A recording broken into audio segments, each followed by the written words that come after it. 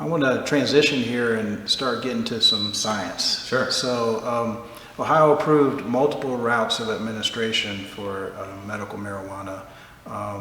Some of the ones off the top of my head would be sublingual, like the tinctures, inhalation methods, whether you're vaping off of dry flower or vaping off of oils or concentrates, oral, where you actually swallow the medication, capsule form, gummy form, and topical, where there's lotions and patches. Yep.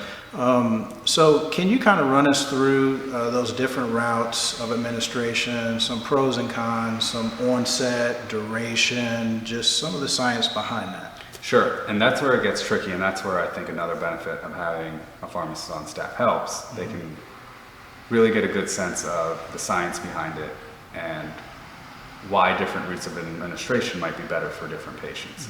So really the routes of administration, one, it boils down to convenience. That's a big factor. For instance, if you're buying flour, you have to load it into a vaporizer, grind it up, versus if you buy oils that you can vaporize, it could be quicker and simpler. Onset of action, what kind of condition are you dealing with? So if you're dealing with severe pain that comes on every now and again suddenly, you need something that works quickly. If you are dealing with having trouble, say you have a seizure disorder and it can come on at any time, so you need a baseline level of some sort of compound in cannabis, you probably want an edible form because you're not dealing with the symptoms all day, you just want to prevent them. So PTSD is another thing. You never know when an attack may strike or some sort of severe anxiety may come across. Definitely. So some people may want the edible form. Okay. And other cases, sometimes you want to take something that works immediately, where you could do the tinctures and keep it under your tongue and have a quicker onset of action. So it's all what you feel comfortable with. Some people don't like inhaling, so they would prefer a quick onset of action. And sublingual is their best bet.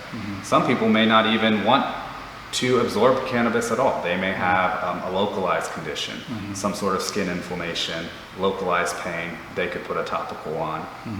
And other people may like the convenience of a patch where you're absorbing it and it's a long-acting product, lasts 8 to 12 hours. So it's all patient-specific based upon the onset of action, what kind of symptoms you're dealing with, and just what you hope to gain from the product. So it's not a one-size-fits-all solution. The good thing about having these different methods of administration is the fact that depending on what your symptoms are, what your condition is, what you're hoping to gain from it, there is something out there that is tailored to that need. Okay, very informative.